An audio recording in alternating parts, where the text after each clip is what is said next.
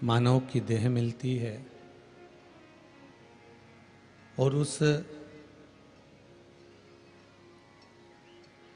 मानव के शरीर को पाने के बाद भी अगर हम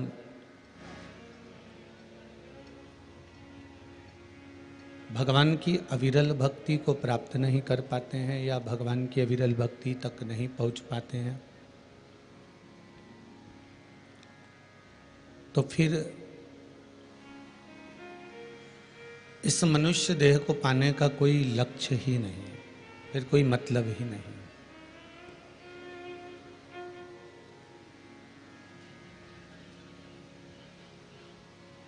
बड़ा कठिन से तो मनुष्य का शरीर मिलता है,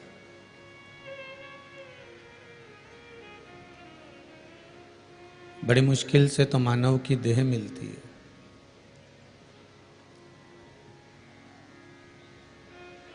और उसको यदि व्यर्थ में गंवा दिया गया, व्यर्थ में छोड़ दिया गया, तो फिर मतलब ही क्या?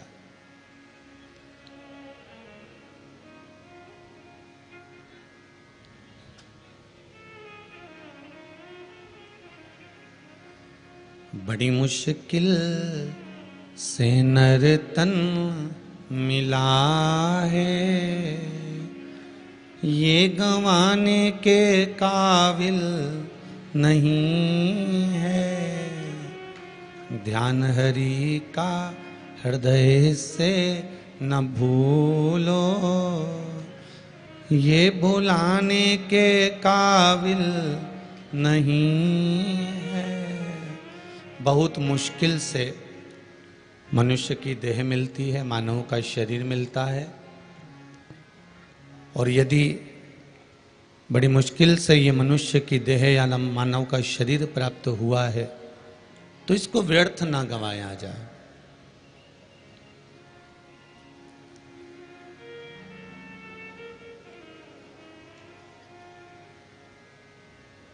सुबह 7 बजे से 6 बजे से 8 बजे से आप लोग जगह संभाल कर बैठे हो। सुबह सुबह से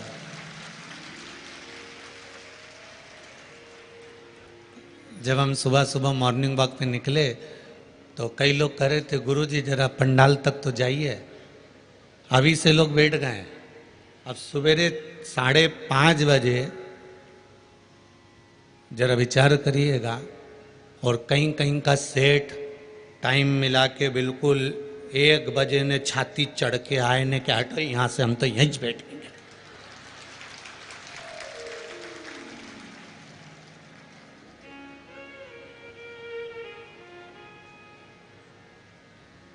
इसलिए रतलाम के पास में सांवरिया सेठ है कि सेठों में सेठ और बाकी के जितने सेठ सब डुप्लीकेट। एक ही सेठ है और वो सांवरिया सेठ है।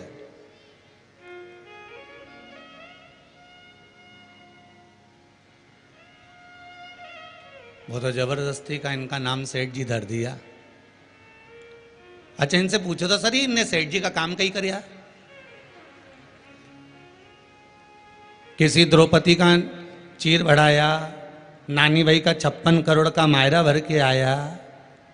अरे वह नानी भाई का तो जाने दो, अपनी बहन बेटी का ही भर दे, वही बहुत है दादा। फालतू के सेठ जी सेठ जी सेठ जी सेठ जी। अरे एक ही सेठ है, अरे बोलो तो, सांवरिया सेठ। और बाकी का जितना सेठ सब डुप्लीकेट, अपना ही भांडा भरी लेनी, वही बहुत है, दूसरे का तो जाने दो। पर एक प्रसन्नता हुई कल इस पंडाल में, रात्रि को जो देखा सुना कि कई लोग रात्रि को यहाँ पर, जिनके पास में साधन नहीं है या कोई ग्रामीण क्षेत्र से है, वो रुक गया होगा। तो देखा कोई झोले में पूड़ी ले आया और स्टील के डब्बे में सब्जी ले आया और वो इनको खिलाकर चले भी गया। कोई शंकर ही आया हो, कोई शिव ही आया होगा, उसके सिवाय कोई दूसरा नहीं था महाराज।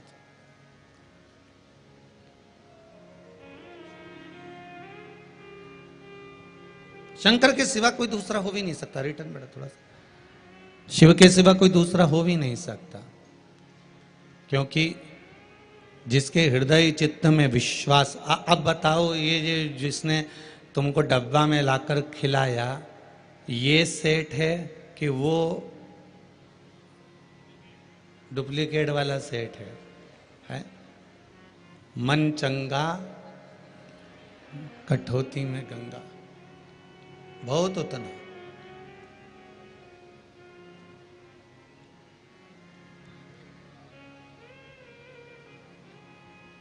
कुछ नहीं हो तुम्हारे पास में,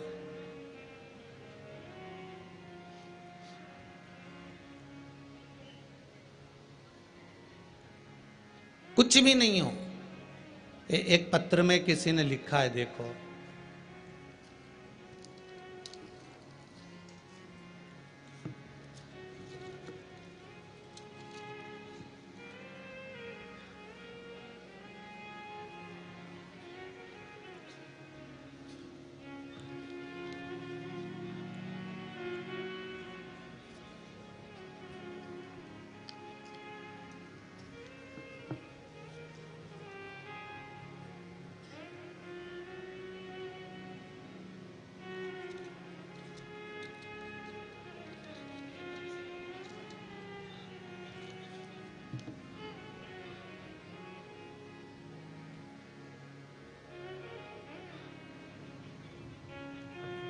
धार जिले के हमारे संदला ग्राम में सेमली के नागर जी के कर कमलों से गुरु स्मृति शिव मंदिर है। उस मंदिर में गुरुदेव पहले लोग नहीं आते थे, अब पूजन पाठ ध्यान भजन होता है, निरंतर होता है, और इतनी भीड़ हो रही है कि जिसका वर्णन नहीं। गुरुदेव पहली बार जीवन में मंदिरों में देखा है, कथा के माध्यम से जो लोगों ने सुना, उस मंदिर से जो प्रेरणा मिली है, छोटे छोटे बच्चे आते हैं जिनको खाने पीने का भी कुछ भान नहीं होता, चड्डी पहने हुए होते हैं। ये पत्र में लिखा है, आप लोग आस्था चैनल पर भी देख रहे होंगे।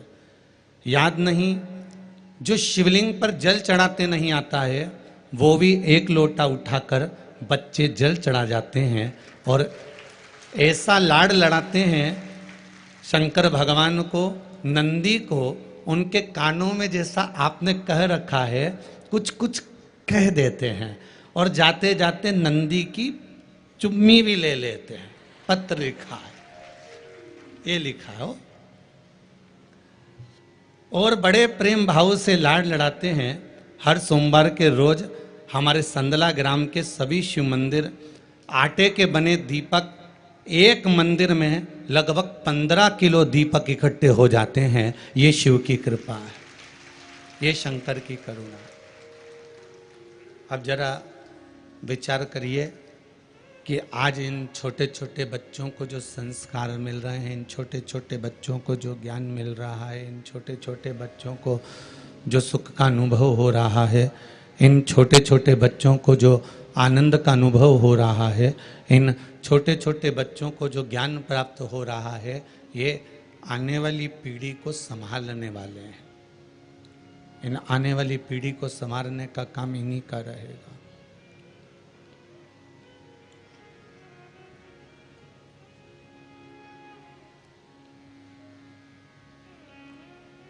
आने वाली जो पीढ़ी है वो इन्हीं के सुपुर्द है।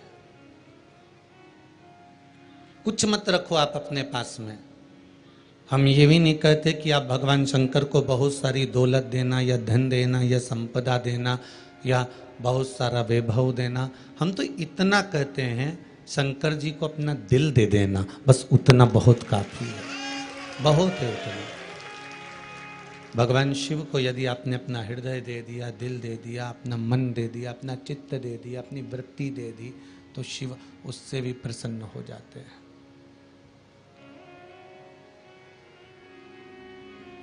बहुत सारा उसको धन दौलत से कोई मतलब नहीं, उसको बहुत सारी संपदा से कोई मतलब नहीं, उसको बहुत सारे वैभव से कोई मतलब नहीं।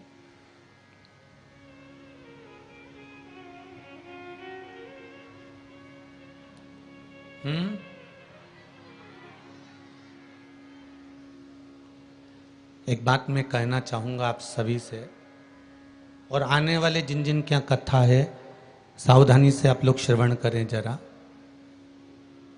सवेरे 5:30 बजे से आप लोग इंतजार करते हैं मात्र कथा का, चैनल के माध्यम से करोड़ों लोग इंतजार करते हैं मात्र कथा का। अगर उनको इन माइकों के द्वारा अगर कथा सही नहीं मिले तो हमारा कथा वाचना बेकार है। करोड़ों लोग केवल इंतजार कथा का करते हैं और बैठे रहते हैं। किसके पास फुर्सत है साहब? आपके पास टाइम है क्या? इतनी दूर दूर 2-2 किलोमीटर तक धूप में चलचलाती आते हो। बाकी के लोग तो ठीक है गाड़ी में चढ़ के आ जाते हैं, हम भी गाड़ी में यहाँ तक पहुँच जाते हैं, पर आपका तो चलचलाती धूप में 2 किलोमीटर तक पैदल चलकर यहाँ तक पहुँचना और बैठना और कथा ना मिले तो उसके लिए हमको भी बड़ा दुख होता है। इसलिए यजमान परिवारों को भी बार बार कहा जाता है कि जो साउंड चल रहा है उसको आमंत्रित कर लें, उससे बात कर लें, उसको बिठा लें। पर थोड़ा सा लोभ लालच जहाँ नजर आता है ना, वहाँ सब कार्य ऐसा ही गड़बड़ हो जाता है। हम पहले भी बोले हैं और आगे भी जिनकी कथा है, सेमली हरचंद वालों भी सुन लो, महाराष्ट्र वाले भी सुन लो और गुजरात वालों भी सुन लो। करोड़ों लोग इंतजार करते हैं मात्र कथा श्रवण करने का, और जितनी जगह है पूरे वर्ष भर में वो भी ध्यान लगाकर सुन लीजिए जरा।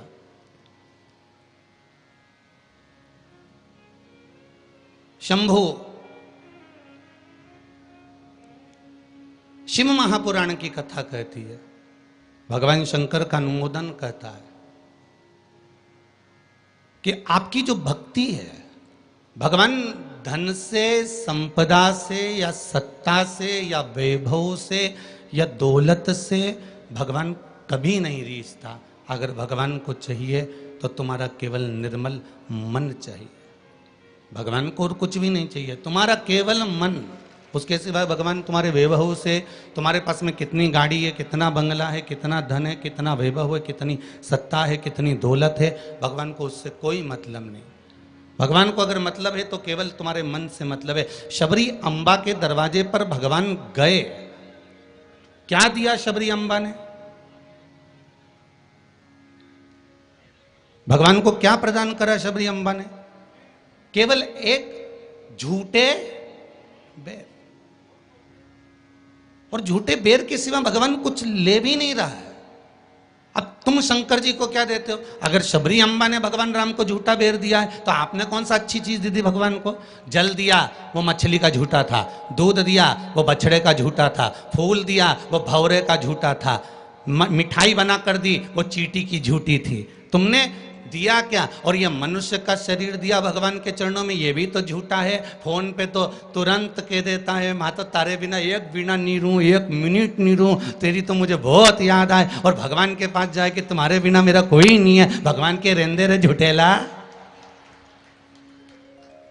भगवान भी कहते काहे को झूठ बोले। अभी फोन पे बोल रहा था मेरे को थारी याद आ रही, तेरे बिना एक मिनट नहीं रह सकता, तू तुम्हारे हृदय में बसी ने, तू तुम्हारा चित्त वृत्ति में बसी। और मंदिर पहुंचा ने अगरबत्ती लगाते लगाते बोला तन मन धन सब कुछ तेरा। भगवान के आ गया भेरू झूठेला। भगवान भी सोचे काय आया।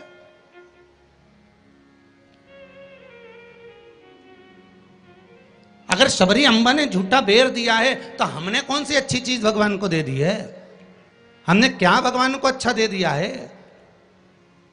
हम भी तो झूठा ही दे रहे हैं। पुष्प दिया वो भी झूठा था, जल दिया वो मछली का झूठा था, दूध दिया वो गाय के बछड़े का झूठा था, मिठाई दी वो चींटी की झूठी थी। हम जो परमात्मा को दिए वो सब कुछ झूठा था। यहाँ तक हम भगवान का जो स्मरण भी कर रहे हैं, कई लोग भगवान के मंदिर में बैठकर घंटों तक माला पकड़कर भी अगर भगवान के मंदिर में बैठकर भजन कीर्तन स्मरण कर रहे हैं तो वो ये सोचे कि नहीं ये सत्य है, तो उसने उसमें भी छल कर दिया। थोड़ी देर तक तो मन लगता है, उसके बाद ये चित्त, ये वृत्ति, ये मन कहीं ना कहीं डोल जाता है। इस मन को लोग कजन कहाँ लेकर चले जाते हैं, बड़ा बड़ा कठिन है महाराज,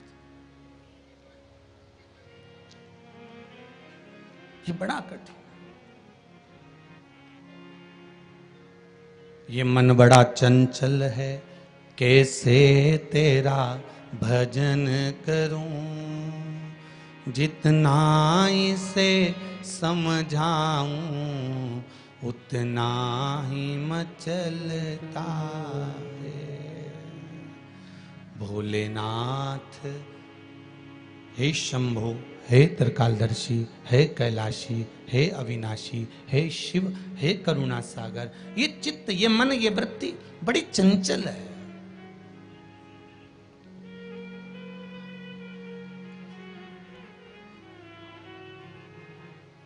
अगर ये मन, ये चित्त, ये वृत्ति थोड़ी भी परमात्मा में लग गई तो जीवन की सार्थकता हो गई।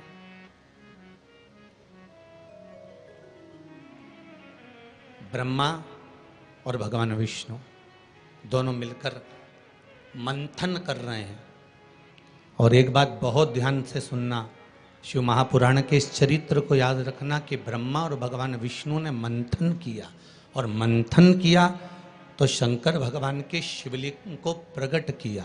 आपसे भी निवेदन है, जब दोनों पति पत्नी, भाई भाई, घर के बुजुर्ग, माता पिता, घर के बच्चे जब एक साथ कहीं बैठे हुए हों तो शिव महापुराण की कथा कहती है आप भी शिव महापुराण का थोड़ा सा मंथन करो। उस मंथन से जो प्रकट होगा वो तुम्हारे घर का आनंद करा देगा। शिव पुराण का मंथन।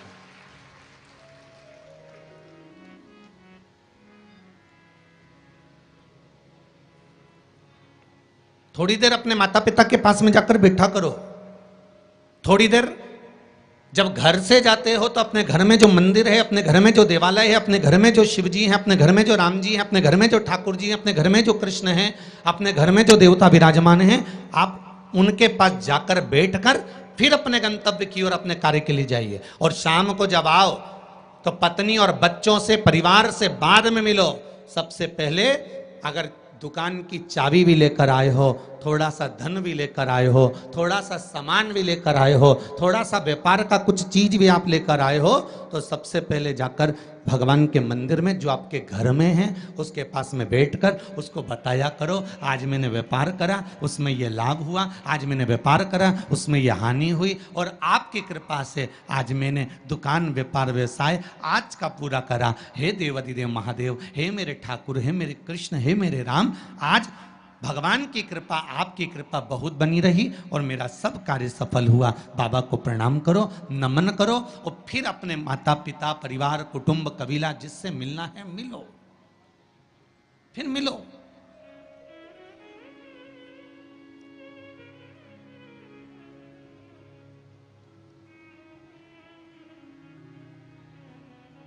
आज किसी ने एक प्रश्न किया था सुबह, गुरुदेव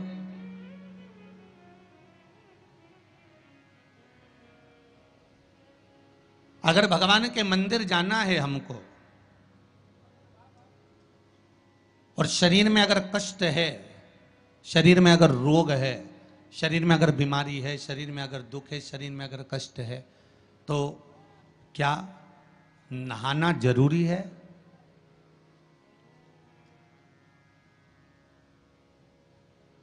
शिव महापुराण की कथा कह रही है मत नहाओ,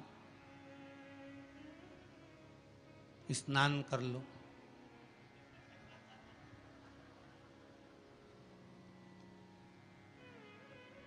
मत नहाओ,